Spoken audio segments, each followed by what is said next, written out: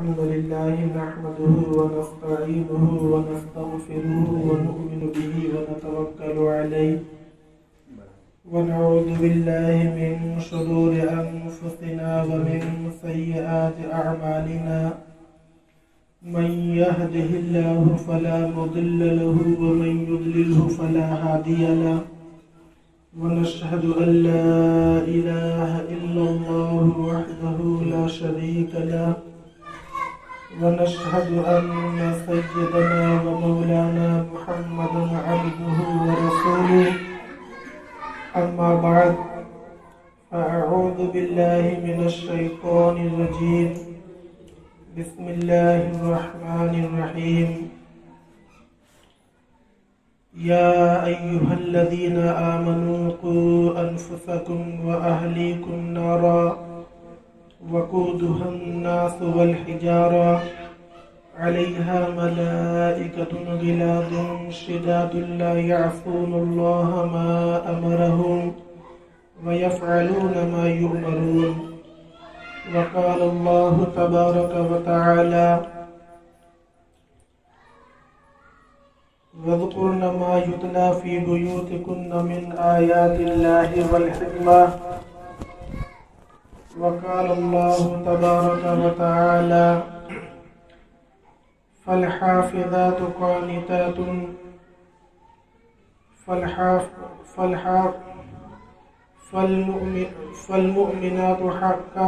فالمؤمنات قائنات حافظات للغيب بما حفظ الله صدق الله العلي العظيم وقال النبي صلى الله عليه وسلم كلكم راع وكلكم مسؤول عن رعيته وقال عليه الصلاة والسلام طلب العلم فريضة على كل مسلم أو كما قال النبي صلى الله عليه وسلم معزز خواتین اور قابل احترام مائیں اور بہنیں، آج اس جگہ پر عورتوں کے تعلق سے اصلاح کی غرض سے بیان کی مجلس رکھی گئی ہے، جس کا مقصد صرف اتنا ہے کہ ہم یہاں بیٹھ کر اللہ اور رسول کی چند باتوں کو ذکر کریں تاکہ ہمیں باتیں معلوم ہوں اور ہم ان پر عمل کرنے والے بنیں، ہم اپنے اعمال کا محاسبہ کریں اور یہ دیکھیں کہ ہم اللہ اور اس کے رسول کے بتائے ہوئے طریقوں کے مطابق کتنا چلتے ہیں اور کتنا ہمیں اصلاح کی ضرورت ہے۔ یہ مجلس اس لیے رکھی گئی ہے تاکہ ہمیں یہ معلوم ہو کہ ہمارے عقائد میں کتنا بگاڑ آیا ہے، اس میں کتنی اصلاح کی ضرورت ہے، ہمارے اعمال میں کیا فساد آیا ہے، اس میں اصلاح کی کیا ضرورت ہے، ہمارے اخلاق میں کیا بگاڑ آیا ہے، ہمارے معاملات میں کیا بگاڑ آیا ہے، اور ہمارا طرز معیشت کیوں برباد ہو رہا ہے، طرز زندگی کیوں تباہ ہو رہی ہے۔ انہی چیزوں کو سننے اور سنانے کے لیے محض اللہ تبارک و تعالی کی رضا کے حصول کے مقصد سے یہاں پر بیان رکھا گیا ہے۔ اللہ تبارک و تعالی سے یہ دعا ہے کہ ہمارے کہنے سننے کو قبول فرماوے اور ہمیں نیک عمل کی توفیق عطا فرماوے اور ہمارے دلوں کے اندر ہدایت اور ایمان کا نور پیدا فرماوے۔ خطبے کے اندر میں نے قرآن مجید کی 3 آیتوں کا ٹکڑا پڑھا ہے اور احادیث مبارکہ میں سے 2 حدیث کا ٹکڑا پڑھا ہے۔ پہلی آیت جو میں نے پڑھی या अय्युहल्लज़ीना आमनू क़ू अनफुसकुम व अहलीकुम नारा वक़ूदुहा अन्नास वल हिजारा। इसका तर्जुमा ये है कि ऐ ईमान वालों, तुम अपने आप को बचाओ और अपने घर वालों को भी बचाओ जहन्नम की आग से। जहन्नम और उसकी आग कैसी सख्त तकलीफ देने वाली है, और जहन्नम हमेशा हमेशा अज़ाब है। ये सब मोटे अकायद हैं जो तकरीबन तमाम ही मुसलमान मर्दों, औरतों, बच्चों और बच्चियों को मालूम है। ज़रूरत उसके इस्तेहदार रखने की है, हमेशा याद रखने की है। तो फरमाया कि ऐ ईमान वालों, बचाओ अपने आप को और अपने घर वालों को जहन्नम की आग से, जिसके ईंधन लोग होंगे और पत्थर भी होंगे। जहन्नम की आग लोगों को डालकर भड़काई जाएगी और पत्थर से उसको बढ़ाया जाएगा। दुनिया की आग तो लकड़ी और ईंधन से बनती है, मगर जहन्नम की आग ये इंसान और पत्थरों से भड़काई जाएगी। अलैहा मलाइकतुन गिलादुन शिदादुन ला यासूनुल्लाह मा अमरहुम। अल्लाह रब्बुल इज्जत कुरान मजीद में फरमाते हैं कि उसके ऊपर, जहन्नम पर ऐसे सख्त रवैया फरिश्तों को मुकर्रर कर रखा है कि वो अल्लाह तबारक व तआला की किसी बात का इनकार नहीं करते हैं। अल्लाह उनको जो हुक्म देते हैं वो हुक्म को पूरा कर गुजरते हैं। ऐसा शदीद मामला है जहन्नम और उसकी आग का। दूसरी आयत मैंने पढ़ी, वज़कुरन मा युतला फी बुयूतिकुन्न मिन आयातिल्लाहि वल हिक्मा। और ऐ औरतों, तुम याद करो उन आयतों को, कुरान मजीद की उन आयतों को जो तुम्हारे घरों में तिलावत की जाती हैं, और उन हिकमतों को जो तुम्हारे घरों में पढ़ी और सुनाई जाती हैं। कुरान मजीद हर मुसलमान के घर में पढ़ा जाता है। उसकी आयतें हर आदमी, हर मर्द औरत तिलावत करते हैं।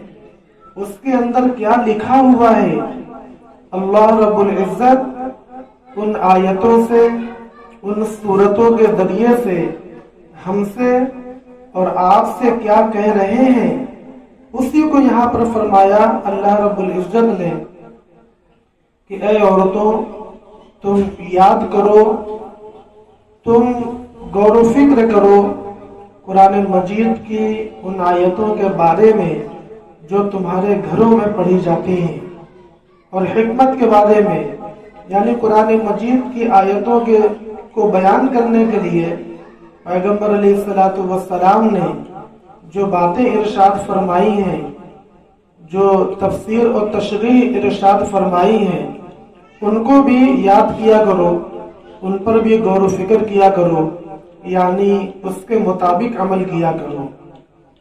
एक जगह अल्लाह ने इरशाद फरमाया कि मुसलमान औरतें फरमा बरदारी करने वाली हैं अपने शौहरों की, और हिफाजत करने वाली हैं अपनी जात की और अपने शौहर के माल की, उसकी गैर मौजूदगी के वक्त में। अल्लाह रब्बुल इज्जत ने कुरान मजीद के अंदर जहाँ पर बहुत सी नसीहतें फरमाई हैं, अंबिया के किस्से बयान फरमाए हैं, और कामयाब होने वाली कौमों को बयान फरमाया है, नाकाम होने वाली कौमों को बयान फरमाया है, उन लोगों का जिक्र फरमाया जो अल्लाह रब्बुल इज्जत की नाफरमानी में मुब्तला थे, अल्लाह की बात नहीं मानते थे, और ना मानने की वजह से उन पर अज़ाब आया, वो हलाक कर दिए गए। वहीं पर अल्लाह तबारक व तआला ने उसी कुरान मजीद के अंदर औरतों के मुतालिक भी बहुत सी बातें बयान फरमाई हैं जिन पर औरतों को अमल करने की जरूरत है। आज के इस बयान में خاص طور سے عورتوں کے بارے میں ہی چند بنیادی باتوں کو بیان کرنے کی کوشش کی جائے گی۔ ان باتوں کو ذکر کرنے سے پہلے میں چاہتا ہوں کہ ایک نظم آپ خواتین کے سامنے پیش کروں تاکہ کچھ عبرت اور نصیحت حاصل ہو۔ وہ نظم یہ ہے: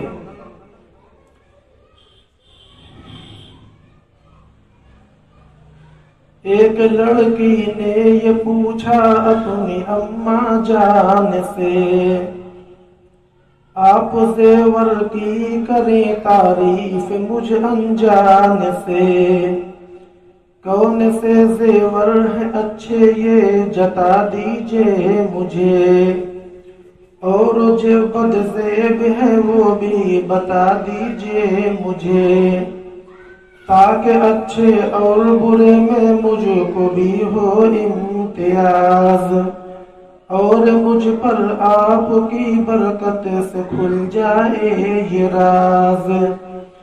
یوں کہا مانے محبت سے کہ اے بیٹی میری، گوش دل سے بات سن لو زیوروں کی تم ذری، سیم و زر کے زیوروں کو لوگ کہتے ہیں بھلا، سیم و زر کے زیوروں کو لوگ کہتے ہیں بھلا، پر نہ میری جان ہونا تم کبھی ان پر فدا، سونے چاندی کی چمک بس دیکھنے کی بات ہے، 4 دن کی چاندنی اور پھر اندھیری رات ہے، تم کو لازم ہے کرو مرغوب ایسے زیورات، دین و دنیا کی بھلائی جس سے اے جان آئے ہاتھ، سر پر جھومر عقل کا رکھنا تم اے بیٹی مدام، چلتے ہیں جس کے ذریعے سے سب انسانوں کے کام، بالیاں ہوں کان میں اے جان گوش ہوش کی، اور نصیحت لاکھ تیرے جھومکوں میں ہو بھری، اور آویز نسائے ہوں کہ دل آویز ہوں، گر کرے ان پر عمل تیرے نصیب تیز ہوں، کان کے پتے دیا کرتے ہیں کانوں کو عذاب، کان کے پتے دیا کرتے ہیں کانوں کو عذاب، کان میں رکھو نصیحت دی جو اورا کے کتاب، اور زیور گر گلے کے کچھ تجھے درکار ہو، نیکیاں پیاری میری تیرے گلے کے ہار ہو، قوت بازو کا حاصل تجھ کو بازو بند ہو، کامیابی سے صدا تو خرم و خرسند ہو، ہے جو سب بازو کے زیور سب کے سب بیکار ہیں، ہے جو سب بازو کے زیور سب کے سب بیکار ہیں، ہمت بازو کے اے بیٹی تیری درکار ہے، ہاتھ کے زیور سے پیاری دستکاری خوب ہے، دستکاری وہ ہنر ہے سب کو جو مرغوب ہے، کیا کرو گی اے میری جاں زیور خلخال کو، کیا کرو گی اے میری جاں زیور خلخال کو، پھینک دینا چاہیے بیٹی بس اس جنجال کو، سب سے اچھا پاؤں کا زیور ہے یہ نور بصر، تم رہو ثابت قدم ہر وقت راہ نیک پر، سیم و زر کا پاؤں میں زیور نہ ہو تو ڈر نہیں، سیم و زر کا پاؤں میں زیور نہ ہو تو ڈر نہیں، راستے سے پاؤں پھسلے گر نہ میری جان کہیں، یہ نظم تھی جس میں ایک لڑکے نے اپنی ماں سے زیور کی تعریف پوچھی تھی اور یہ پوچھا تھا کہ کون سے زیور اچھے ہیں اور کون سے زیور برے ہیں، یہ مجھے بتلا دیجئے۔ تو آپ نے سنا کہ اس لڑکے کی ماں نے کتنی بہترین نصیحت کی ہے۔ دنیا کے فنا ہونے والے زیور یہ کون ہے اس کو بتلا دیا، اور آخرت میں کام آنے والے زیور یہ کون ہے اس کو بھی سمجھا دیا، اور یہ بتا دیا کہ بازو کے جتنے زیور ہیں سب کے سب بیکار ہیں، ہمت بازو کی اے بیٹی تیری درکار ہے۔ یہ بتایا کہ سر پر جو جھومر ہونا چاہیے وہ عقل کا جھومر ہونا چاہیے، اور کان میں جو بالیاں ہوں وہ ہوش کی بالیاں ہوں، ہوش میں آدمی رہے، غفلت میں نہ رہے۔ دنیا میں بیکار نہیں پیدا کیا گیا، کوئی عورت کوئی مرد بیکار پیدا نہیں کیا گیا، بلکہ اللہ تبارک و تعالی یہ دیکھنا چاہتے ہیں کہ کون فرما برداری کی زندگی گزارتا ہے اور کون غفلت اور نافرمانی کی زندگی گزارتا ہے، کون دنیا کے جنجالوں میں پڑا رہتا ہے اور کون آخرت کی تیاری میں لگا رہتا ہے۔ یہ سب باتیں ہیں۔ عثمان نے فرمایا کیا کرو گی اے میری جان زیور خلخال کو، خلخال کہتے ہیں کنگن کو، چوڑیوں کو، پاسیبوں کو جو بجتے ہیں۔ عثمان نے فرمایا پھینک دینا چاہیے بیٹی بس اس جنجال کو، یہ تو دنیا کی فنا ہونے والی اشیاء ہیں اور عورتوں کو مشغول کر دینے والی چیزیں ہیں، جس کی وجہ سے دلوں پر غفلت پڑتے ہیں اور عورتیں اللہ تبارک و تعالیٰ کی یاد سے ذرا دور ہونے لگتی ہیں۔ یہ نظم اس لیے سنائی گئی تاکہ ہمیں دنیا کی حقیقت کا بھی علم ہو اور آخرت کے بارے میں بھی ہماری کچھ جانکاری بڑھے۔ نبی پاک صلی اللہ علیہ وسلم نے فرمایا کلکم راعٍ وکلکم مسئول عن رعیتہ، کہ تم میں کا ہر بندہ یہ اپنے ماتحت پر نگراں ہے اور اس سے اس کے ماتحت کے بارے میں سوال کیا جائے گا۔ لہذا ماں یہ نگراں ہے اپنے بچیوں کی، بڑی بہن یہ نگراں ہے اپنے چھوٹے بھائی بہنوں کی، ہر انسان کسی نہ کسی کا نگراں ہے، اور کل قیامت کے دن اس سے یہ سوال کیا جائے گا کہ جو تمہارے ماتحت تھے، جو تم سے چھوٹے تھے، تم نے ان کے بارے میں کیا کیا، ان کو ہدایت کی یا نہیں، ان کو صحیح راستہ دکھایا یا نہیں، ان کو برائی سے روکا یا نہیں، ان کو نیک بنایا یا نہیں، ان کو فرما بردار بنایا یا نہیں۔ یہ سارا سوال ہر انسان سے کیا جائے گا۔ ایک جگہ پیغمبر علیہ الصلوۃ والسلام نے فرمایا طلب العلم فریضۃ علی کل مسلم، ہر مسلمان پر علم حاصل کرنا فرض ہے۔ یہاں علم سے مراد علم دین ہے، جس میں ایمان کی بات ہو، عقیدوں کی بات ہو، عبادتوں کی بات ہو، اعمال صالحہ کی بات ہو، اخلاق کی بات ہو، اور معاملات کی درستگی کی بات ہو، اور طرز معیشت کی بات ہو، طرز زندگی کی بات ہو۔ اس سے مراد یہ علوم ہے۔ وہ اسکول میں جو سائنس پڑھائی جاتی ہے، جو میتھ پڑھائی جاتی ہے، وہ دنیا کی زندگی گزارنے کے لیے اگرچہ ضروری ہے، مگر یہاں پر وہ مراد نہیں ہے۔ یہاں پر وہ علوم مراد ہے جو اس دنیا کے ساتھ ساتھ قبر میں بھی کام آنے والے ہیں، آخرت کے اندر بھی کام آنے والے ہیں، اور جو دنیا کے علوم و فنون ہیں وہ تو پوری زندگی بھی کام آنے والے نہیں ہیں۔ جب تک صحت تندرستی ہے تب تک ان علوم و فنون کے ذریعے سے آدمی پیسہ کماتا ہے، اپنی دنیا بناتا ہے، اور جہاں آنکھ بند ہوئی تو پھر صرف وہ علوم اور وہ اعمال کام آنے والے ہیں جو قبر تک ساتھ جانے والے ہیں، باقی سب چیزیں پیچھے چھوٹی رہ جائیں گی۔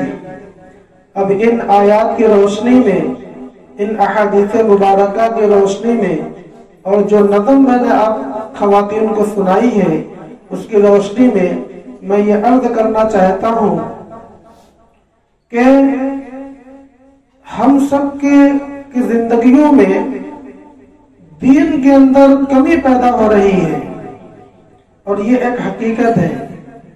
ہمارے زندگیوں سے دین تباہ اور برباد ہوتا چلا جا رہا ہے۔ اس کی بنیادی وجہ ہے کہ جس چیز پر ہم دھیان نہیں دیں گے، جس چیز کی اہمیت ہماری زندگی میں اور اس کی وقعت ہمارے دلوں میں کم ہوگی تو وہ شے گھٹتی چلی جاتی ہے، وہ گھٹتی چلی جائے گی۔ یہی حال ہمارے دین کا بھی ہے۔ دن بہ دن ہمارے معاشرے سے، ہمارے سماج سے، ہمارے محلوں سے، ہماری نسلوں سے دین کے اندر کمی آتی چلی جا رہی ہے۔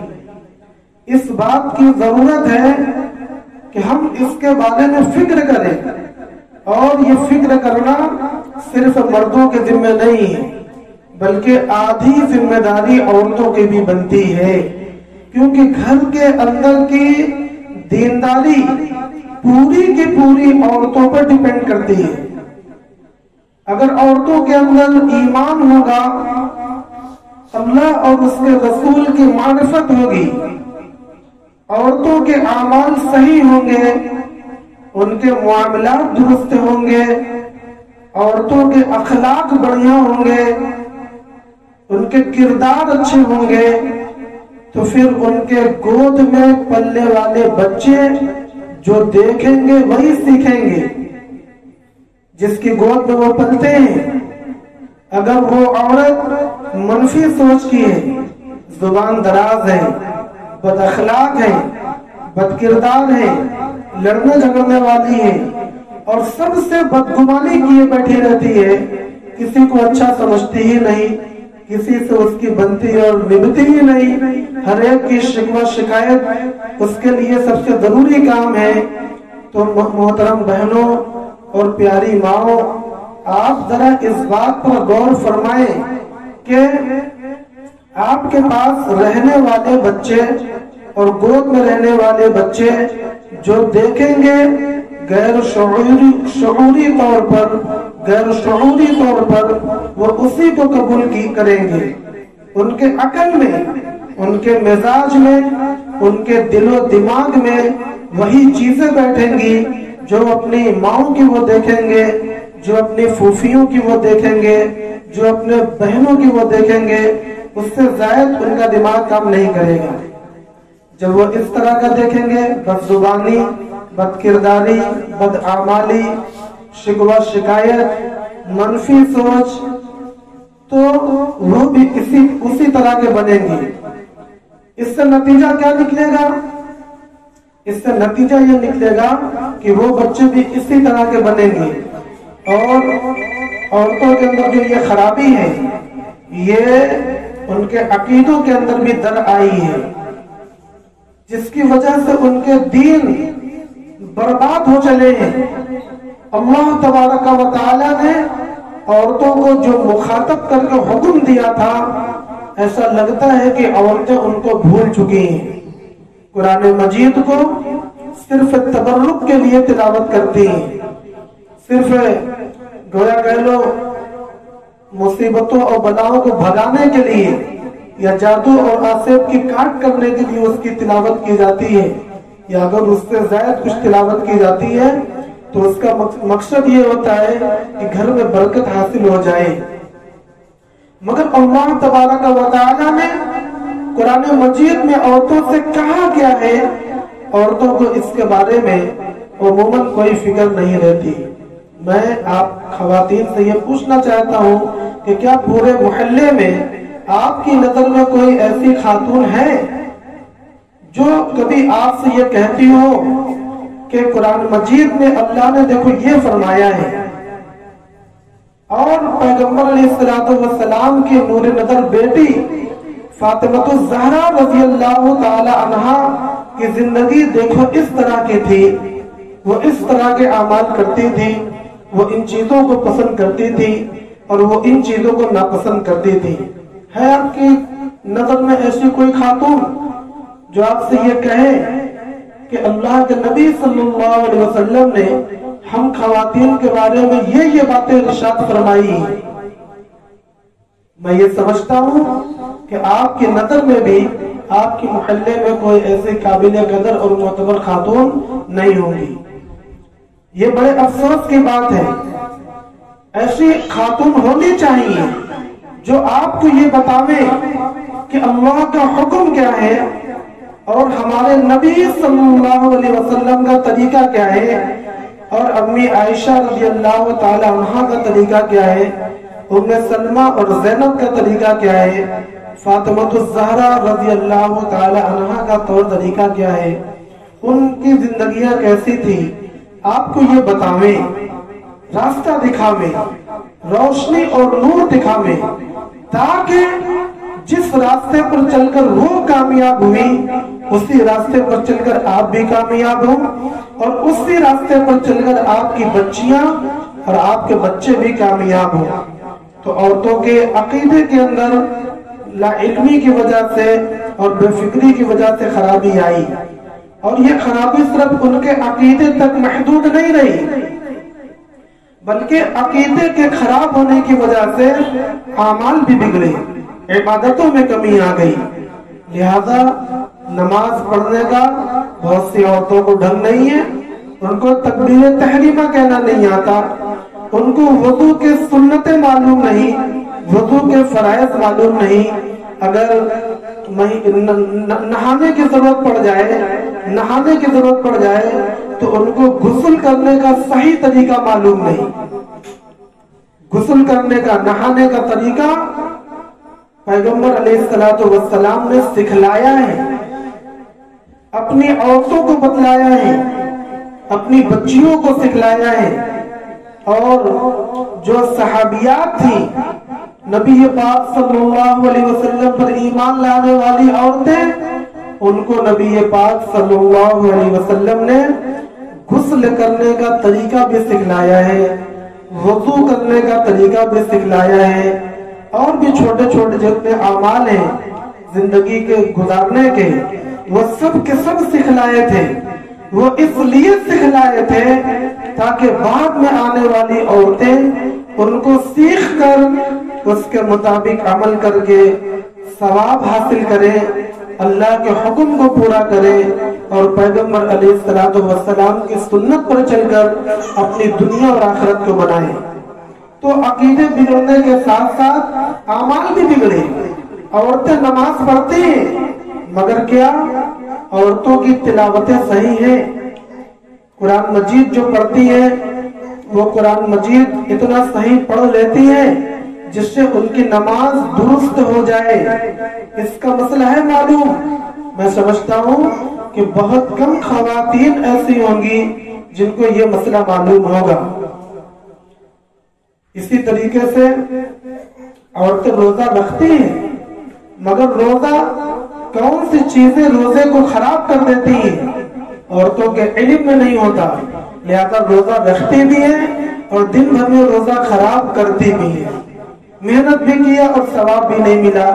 عورتیں صدقہ کرتی ہیں، یقیناً کرتی ہیں، مگر صدقہ کن چیزوں کی وجہ سے خراب ہو جاتا ہے؟ اس کا علم نہ ہونے کی وجہ سے بعض مرتبہ اپنے صدقات کے ثواب کو وہ برباد کر دیتی ہیں۔ وہ یہ سمجھتی ہیں کہ ہم تو نیک عمل کر رہے ہیں اور قیامت کے دن ہمارے نامہ اعمال میں ان نیک اعمال کا ثواب ملے گا، مگر خدا نہ کہیں ایسا نہ ہو کہ ہمارے غفلتوں اور لا علمیوں کی وجہ سے ہمارے نامہ اعمال میں وہ ثواب موجود نہ ہو۔ اس لیے میں کہتا ہوں کہ عقیدے کے بگڑنے کے ساتھ ساتھ اعمال میں بھی بگاڑ پیدا ہوا، اور اعمال کے بگاڑ سے آگے بڑھ کر بات اولاد تک پہنچی کہ وہ بگاڑ اولاد تک منتقل ہوا۔ انہوں نے بھی جو دیکھا وہی سیکھا۔ ماں یا بہن یا پھوپھی جھوٹ بولنے کی عادی ہے، بات بات میں وہ جھوٹ بولنے کی عادی ہے، تو چھوٹے بچے یہ دیکھتے رہے اور ان کو یہ سمجھ میں آیا کہ یہی طریقہ ہے، چنانچہ وہ بھی جھوٹ کے عادی ہو گئے۔ آپ تو اچھی طرح جانتی ہوں گی کہ جھوٹ اسلام میں کتنا بڑا گناہ ہے۔ جب کوئی بندہ جھوٹ بولتا ہے تو اس کے منہ سے ایک بدبو نکلتی ہے اور رحمت کے فرشتے دور بھاگ جاتے ہیں اور اس کے نامے اعمال میں گناہ لکھ دیا جاتا ہے۔ جب کوئی غیبت کرتا ہے تو گویا وہ اپنے مسلمان بھائی کے گوشت کو چباتا ہے، جب کوئی چغل خوری کرتا ہے تو گویا وہ اپنے نیکیوں کو وہ چھری لے کر کھرچ دیتا ہے۔ یہ ساری باتیں کون بتا رہا ہے؟ جناب آقا محمد رسول اللہ صلی اللہ علیہ وسلم، جو ہمارے اور آپ کے نبی ہیں، وہ ہمیں اس طرح کی باتیں بتلا رہے ہیں۔ تو وہ بگاڑ آپ دیکھو اولادوں تک پہنچتا ہے اور اولاد سے آگے بڑھ کر اس کا اثر شوہروں تک چلا جاتا ہے۔ ہر دور میں اصلاح کی ضرورت پڑتی ہے، مردوں میں بھی اور عورتوں میں بھی، لہذا مردوں میں بھی بیان ہوتے ہیں، قرآن مجید کی تفسیر سنائی جاتی ہے، نبی پاک صلی اللہ علیہ وسلم کی زندگی سنائی جاتی ہے، صحابہ کرام کا طور طریقہ بتلایا جاتا ہے، جس سے مرد حضرات اپنے اعمال کی اصلاح کرتے ہیں، اپنے عقیدوں کی اصلاح کر لیتے ہیں۔ اسی طریقے سے اصلاح کی ضرورت پڑتی ہے عورتوں میں بھی، ان کے درمیان بیان کیا جاتا ہے، اللہ اور رسول کی باتیں بتائی جاتی ہیں تاکہ وہ بھی اصلاح کر لیں اپنے عقیدوں کی اور اپنے اعمال کی۔ جب اصلاح کرے رہیں گی تو ان کے اعمال مقبول ہوں گے، ان کے عقیدے مقبول ہوں گے اور ان کی زندگی بہتر سے بہتر بنی رہے گی۔ اور اگر اصلاح نہ کی گئی، بگاڑ ہی بگاڑ رہا، تو ہمارے اعمال یوں ہی برباد ہوتے رہیں گے۔ اور ایک دن وہ آئے گا جب یہ بیماری لا علاج ہو جائے گی، اس وقت اگر آپ اور ہم مل کر بھی اصلاح کرنا چاہیں تب اصلاح نہیں کر پائیں گے۔ میں بڑے افسوس کے ساتھ آپ خواتین سے یہ کہنا چاہتا ہوں کہ ہم اسی موڑ تک پہنچ چکے ہیں جب بیماری قریب قریب لا علاج معلوم ہونے لگی ہے۔ نوجوان بچیاں بات ماننے کے لیے تیار نہیں ہیں، بات سمجھنے کے لیے تیار نہیں ہیں اور دھمکیاں دیتی ہیں کہ اگر ماں باپ نے ایسے نہ کیا تو گھر چھوڑ کر ہم چلی جائیں گے، ہم فلانا حادثہ کر دیں گے اور ڈھمکانا کام کر دیں گے۔ اس طریقے سے وہ دھمکیاں دے رہی ہیں۔ یہ انجام کیوں پہنچا؟ صرف ان بچیوں کی غلطی نہیں ہے، غلطی اس سے پہلے ان کے بڑوں کی ہے۔ بڑوں نے ان کو معتدل مزاج کیوں نہیں دیا؟ ان کو اللہ سے ڈرنے والا کیوں نہیں بنایا؟ ان کو رسول کے طریقے پر چلنے والا کیوں نہیں بنایا؟ ان کو مثبت طریقے پر سوچنے والا کیوں نہیں بنایا؟ ان کو دین کی بنیادی تعلیمات سے کیوں محروم رکھا؟ کیوں ان کو جنت اور جہنم کی باتیں سمجھ میں نہیں آتی؟ ان سب معاملے میں غلطیاں جتنی ان کی ہیں بچیوں کی، اس سے زیادہ بڑوں کی مانی جائیں گی۔ اگر کوئی غلط قدم اٹھا کر وہ بچیاں گنہگار ہوتی ہیں تو ان کے ماں باپ یہ نہ سمجھے کہ چلو اس نے گناہ کیا، ان کے گناہ کا وبال ان کے اوپر بھی آئے گا، بچ نہیں پائیں گے۔ میں نے قرآن مجید کی آیت پڑھ کر سنائی ہے، یا ایھا الذین آمنوا قوا انفسکم واہلیکم نارا، اے ایمان والو اپنے آپ کو بھی بچاؤ جہنم کی آگ سے اور اپنے گھر والوں کو بھی بچاؤ جہنم کی آگ سے۔ صرف آپ یہ سمجھتے ہیں کہ صرف ہم بچ گئے تو کام چل گیا، ایسا ہرگز نہیں ہے۔ اپنی سوچ کے اندر اصلاح پیدا کر لیں۔ اور میں نے نبی پاک صلی اللہ علیہ وسلم کی حدیث بھی آپ کو سنائی، کلکم راع وکلکم مسئول عن رعیتہ، تم نے کہا ایک نگراں ہے، دیکھ بھال کرنے کے لیے اور تم میں سے ہر ایک سے قیامت کے دن میں دیکھ بھال کے بارے میں سوال کیا جائے گا۔ تو ہم کیسے یہ سوچ لیں کہ ہمارے چھوٹے گناہ کے راستے پر چلیں گے تو ہم بری ذمہ ہو جائیں گے؟ یہ قطعاً ہونے والا نہیں ہے۔ شیطان نے دھوکہ دے دیا ہے، شیطان کے دھوکے سے نکلے اور رحمان کے سائے میں آئے۔ شیطان کے دھوکے میں ہلاکت و بربادی ہے اور رحمان کے دامن میں کامیابی اور جنت ہے۔ ایسا معلوم ہوتا ہے کہ عقیدے کی خرابی سے اعمال میں خرابی پیدا ہو جاتی ہے، اور جب اعمال میں خرابی پیدا ہوتی ہے تو انسان کے معاملات بگڑ جاتے ہیں، پھر بے ایمانیاں عام ہو جاتی ہیں، دلوں میں لالچ آ جاتی ہے کہ ہمارا ہو، کسی کا ہو نہ ہو ہمارا ہونا چاہیے، کسی کو ملے نہ ملے ہمیں ملنا چاہیے۔ یہ معاملات کا بگاڑ ہے۔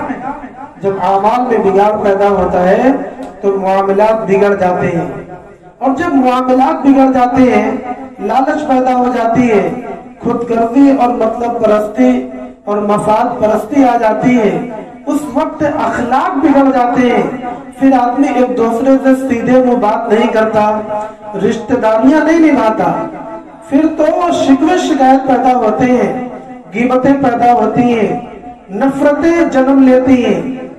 عام طور سے ہر گھر کے اندر یہ حالات آپ کو دیکھنے کو ملیں گے۔ کہاں سے ہو رہے ہیں؟ میں ان کو بتا رہا ہوں۔ عقیدے بگڑے، اس کی وجہ سے اعمال بگڑے، اعمال بگڑنے کی وجہ سے معاملات بگڑے، اور معاملات بگڑنے کی وجہ سے اخلاق بگڑے، اور اخلاق بگڑنے کی وجہ سے پھر گھر کے اندر طرز معاشرت بگڑ گئے۔ میاں بیوی کے درمیان اب اختلاف ہے، آنکھیں ادھر ادھر چرا رہے ہیں، سیدھے منہ بات کرنے کے لیے راضی نہیں ہے، ماں بیٹی کے درمیان نفرت بڑھ رہی ہے، بھائی بھائی سے راضی نہیں ہے، بھائی بہنوں میں لڑائی جھگڑا چل رہا ہے۔ یہ کیا ہوا؟ بد اخلاقی کی وجہ سے گھر کی زندگی بگڑ گئی۔ اس کو طرز معاشرت کہتے ہیں۔ اور پیاری خواتین، پیاری بہنیں، اب دھیان سے سنو اور گانٹھ باندھ کر رکھ لینا کہ جس گھر کے اندر یہ باتیں پیدا ہو گئی تو اس گھر کے کاروبار سے برکت نکل گئی، رزق چلا گیا، اب وہاں پریشانیاں ہیں، امیری کی جگہ غریبیاں ہیں، امن و سکون کی جگہ مصیبتیں ہیں، تندرستی کی جگہ بیماریاں ہیں۔ کیوں؟ کیونکہ جو رحمت کی چیزیں تھی، جو برکت کی چیزیں تھی، جو اللہ کو راضی کرنے والی چیزیں تھی، وہ سب چلی گئی۔ اب اللہ کا غضب نازل ہو رہا ہے، اللہ کا عذاب نازل ہو رہا ہے، نحوست نازل ہو رہی ہے۔ اب شیطان پاؤں پسارے ہیں، اب یہاں پر شیطان کا ننگا ناچ چل رہا ہے۔ تو ظاہر سی بات ہے کہ شیطان کا کام ہے لوگوں میں پھوٹ ڈالنا، شیطان کا کام ہے تندرستی بگاڑ دینا، شیطان کا کام ہے کاروبار کو ختم کر دینا۔ شیطان تو انسان کا کھلا ہوا دشمن ہے، یہ خود اللہ نے بتایا ہے، قرآن مجید میں کہا گیا ہے، ہمارے پیغمبر نے بتلایا ہے۔ اب آپ مجھے بتلاؤ، کام شیطان والے ہوں اور امید رحمت کی ہو، یہ عقل مندی ہے؟ یقیناً آپ اپنے دل میں کہہ رہی ہیں کہ یہ قطعی عقل مندی نہیں ہے کہ کام تو شیطان والے ہوں اور امید رحمت کی ہو۔ ہاں، کام رحمان والے ہوں اور پھر امید رحمت کی ہو تو یہ بات سمجھ میں آتی ہے، لیکن کام برے ہوں اور امید بھلی ہو، یہ بڑی بیوقوفی والی بات ہے۔ تو میں یہ عرض کر رہا تھا کہ دیکھو اس طریقے سے بگاڑ پیدا ہوتا ہے۔ اب اس بگاڑ کے اصلاح کی ضرورت ہے۔ اس اصلاح میں سب سے بنیادی چیز یہ ہے کہ ہم اپنے گھریلو زندگی کو خوب بہترین بنائیں۔ وہ بہترین کیا ہے؟ ہم اپنے دل میں یہ ارادہ کریں کہ ہم گھر میں سب کی خدمت کریں گے اور بے غرض خدمت، بے لوث خدمت اور بے انتہا خدمت کریں گی۔ کوئی ہمیں مان دے نہ دے، عزت دے نہ دے، ہمارے حقوق پورا کرے نہ پورا کرے، ہمیں خوش کرے نہ خوش کرے، صرف اللہ کے واسطے ہم گھر والوں کے خادم ہیں، ہم گھر والوں کی خدمت کریں گے۔ اگر ہم اس طریقے سے اپنا دل بنا لیں، جبکہ ہمارا رب یہی چاہتا ہے اور ہمارے پیارے رسول یہی چاہتے ہیں، اور ہمارے صحابہ اسی طرح کے تھے اور ہماری صحابیات اسی طرح کی تھی، یہی جذبہ تھا ان کے دلوں میں، یہی خیال پیدا ہو گیا تھا ان کے دل و دماغ میں، چنانچہ انہوں نے اپنے گھروں کو جنت کا نمونہ بنا دیا تھا۔ رحمتیں برس گئی تھی، روزیاں اور برکتیں نازل ہوتی تھی ان کے گھروں میں، پریشانیاں ختم ہو گئی تھی۔ جب وہ اس طریقے پر چلے تو ان کی دنیا بھی آباد ہو گئی اور ان کی آخرت بھی بن گئی، اور جب ہم لوگ ان کے خلاف چلے تو ہماری آخرت بھی تباہ ہوئی اور ہماری دنیا بھی تباہ ہو رہی ہے۔ آج جس پستی میں ہم لوگ جی رہے ہیں اور جس غلامی میں جی رہے ہیں، جس غربت اور مفلسی محتاجگی میں جی رہے ہیں، جس کمزوری اور ناخواندگی میں جی رہے ہیں، وہ سب بالکل ظاہر ہے، سب کو سمجھ میں آ رہا ہے۔ ایسا کیوں ہوا؟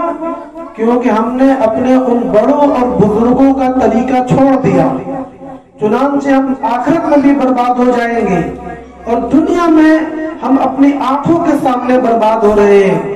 اور حیرت ہے کہ ہم تو خود برباد ہو رہے ہیں، اپنے بال بچوں کے لیے بھی بربادی کا سامان پیدا کر کے جا رہے ہیں۔ ان کے اندر بھی ہم نے نفرتیں بو دی ہیں، ان کو بھی ہم نے جاہل بنا کر رکھا ہوا ہے، ان کو بھی ہم نے منفی سوچ دی ہے، ان کو بھی شکوہ شکایت اور آوارہ گردی کرنے کی عادت ڈال دی ہے۔ ارے ماؤں اور بہنوں، رحم کرو اپنے بچوں پر، رحم کرو اپنی اولادوں پر، رحم کرو اپنے بھائیوں پر۔ کچھ سمجھو وہ برباد ہو جائیں گے اور ان کی نسلیں لا علاج ہو جائیں گی۔ جس طریقے سے بدن کی بیماریاں ہوتی ہیں، اسی طریقے سے روح کی بیماریاں ہوتی ہیں، اسی طریقے سے اندرونی بیماریاں ہوتی ہیں۔ ان بیماریوں کا علاج قرآن مجید اور رسول کا طریقہ ہے۔ اگر تم نے آج ان کا علاج نہ کیا تو بے دینی ان کے لیے ناسور بن جائے گی، روح زمین پر ان کا کوئی فرسان حال نہیں ہوگا، اور جب وہ برباد ہوں گے کل قیامت کے دن میدان حشر میں وہ ہمارا اور تمہارا دامن پکڑیں گے اور اللہ سے فریاد کریں گے کہ یہ لوگ تھے جنہوں نے ہمیں راستہ نہیں بتلایا، یہ لوگ تھے ہماری بربادی کے پیچھے، جنہوں نے ہماری غلط تربیت کی، جنہوں نے ہمارا غلط دل و دماغ بنا دیا تھا، اور اسی میں زندگی بھر ہم رہے اور برباد ہو گئے۔ اس لیے ضرورت اس بات کی ہے کہ ہم اپنی اصلاح کریں، اور سب سے پہلی اصلاح اپنے گھر کا ماحول ہے۔ اپنے گھر کے ماحول میں پیار محبت بانٹیں، لوگوں سے محبت کریں، ان کی خوشی میں اپنی خوشی تلاش کریں، اور اگر کوئی کہیں سے کچھ تکلیف مل جائے تو دل کو یہ کہہ کر تسلی دیں کہ کوئی حرج نہیں ہے، ساس ہے اگر کچھ کہہ دیا تو ان کا حق بنتا ہے، وہ ہم سے بڑی ہیں، شوہر ہے تو ہمارے مالک ہیں، ان کا حق بنتا ہے، چلو کہہ دیا کوئی بات نہیں ہے، ہم اللہ کے لیے صبر کریں گے تو اللہ پاک ہمیں ثواب دیں گے اور ہمارے گھر کا ماحول بھی بنا رہے گا۔ اور اگر کہیں سے کوئی تکلیف ملتی ہے تو اپنے دل کو نرمی سے سمجھا دیں اور لوگوں کی خدمتیں کریں، ان کے ساتھ حسن سلوک، حسن معاملہ کر کے اپنے گھر کی زندگی کو جنت کا نمونہ بناویں۔ یہ سب سے پہلی نصیحت ہے آج کے اس بیان کی۔ اور جب گھر کا ماحول بن جائے تو اپنے اخلاق کو اور اچھا بناویں، جو رشتہ دار آویں اور جو بھی لوگ اپنے تعلق کے ہیں ان کے ساتھ اچھا سے اچھا سلوک کریں، حسن سلوک کریں، دین کے ساتھ زندگی گزارنے کی تلقین کیا کریں، باتیں کیا کریں۔ اور تیسری بات یہ ہے کہ جب گھر کی زندگی بن جائے گی اور اس کے بعد آپ اپنا اخلاق بنا لیں گے تو پھر نمبر آئے گا اپنے معاملات کو درست کرنے کا. سچ بولے، جھوٹ سے پرہیز کریں اور بے ایمانی سے بچے رہیں. لالچ دل میں آنے نہ دیں. اگر ہمیں کچھ کم بھی ملتا ہے تو کوئی بات نہیں، ہم تو خادم ہیں، ٹھیک ہے، ہم اسی پر راضی ہیں. اللہ نے ہمیں اتنا دیا تو بھی ہم راضی ہیں.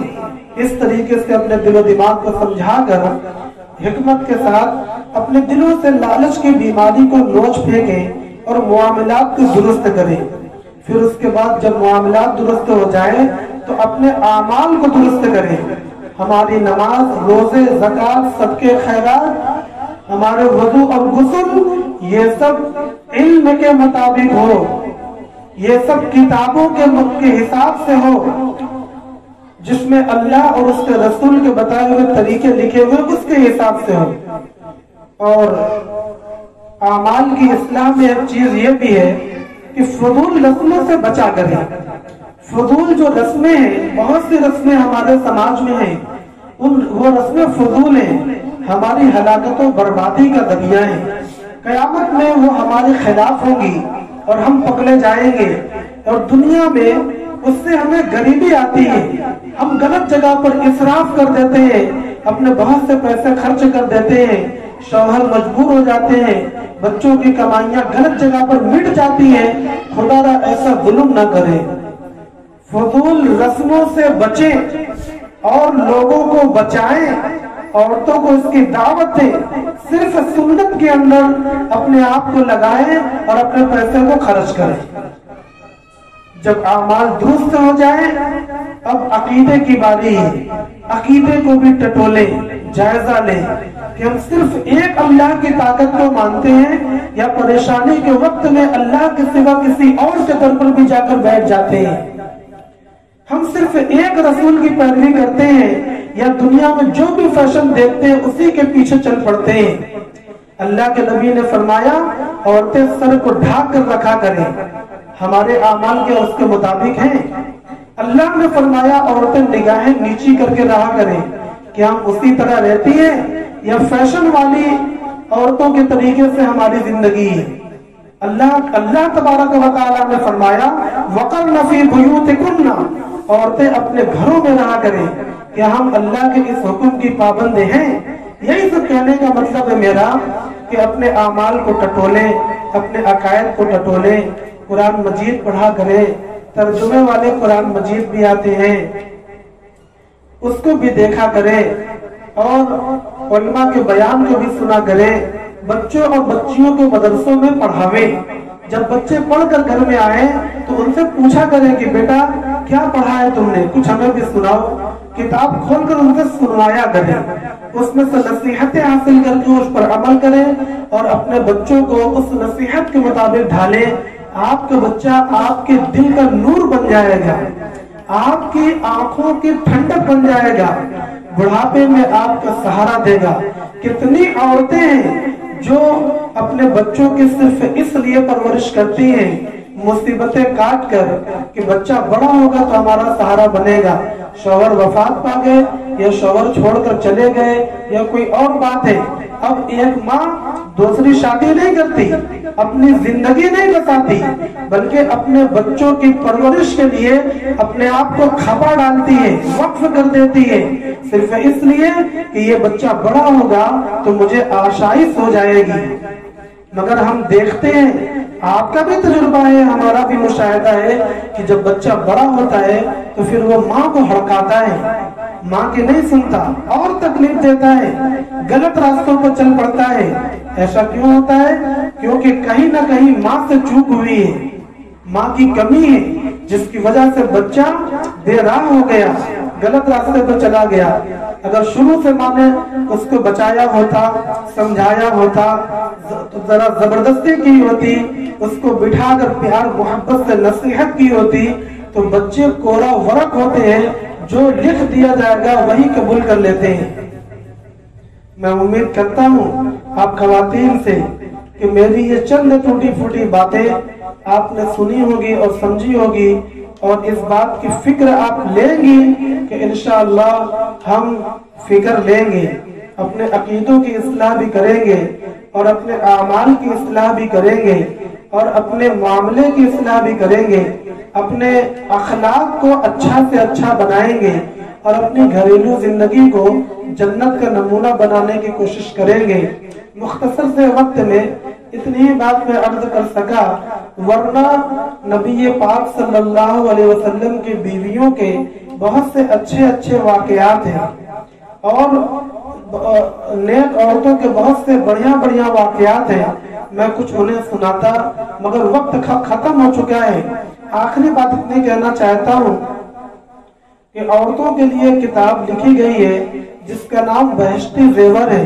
اس کتاب کے اندر عورتوں کے متعلق تمام مسئلے، احکام، سنتیں، آداب سب کچھ بیان کیے گئے ہیں، اور بہت سے نیک عورتوں کے بڑے اچھے اچھے واقعے بیان کیے گئے ہیں، جس سے پڑھ کر دل میں نور ایمان پیدا ہوتا ہے، عمل کرنے کا شوق بڑھتا ہے، گناہ سے بچنے کا جذبہ پیدا ہوتا ہے۔ تو اس کتاب کو منگائیں اور اپنے بچوں سے پڑھوائیں۔ عورتوں کو چاہیے کہ دن میں یا رات میں 10-15 منٹ کا ایک وقت بنا لیں، جس میں پورے گھر کے لوگ بیٹھ کر تلاوت کتاب پڑھیں، تلاوت کریں، اور کس طریقے سے ہمارے اخلاق اچھے ہوں گے اور گھر میں میل محبت کا ماحول بنا رہے گا، اس پر بات چیت کیا کرے، غور وچار کیا کرے، انشاءاللہ اس سے بڑا فائدہ ہوگا۔ آخر میں اللہ تبارک و تعالیٰ سے یہ دعا ہے کہ اے اللہ ہمیں کہنے سننے سے زیادہ عمل کی توفیق عطا فرما، ہمارے اعمال کی اصلاح فرما، اے اللہ ہمارے دلوں میں ہدایت پیدا فرما، ہمارے دلوں میں ایمان پیدا فرما، اے اللہ ہماری بہنوں، ہماری ماؤں کی مغفرت فرما، اور ان کے اندر دینداری کو عام فرما، ہمارے بچوں کی حفاظت فرما، اور ان کو نیک اور صالح بنا۔ وآخر دعوانا ان الحمدللہ رب العالمین۔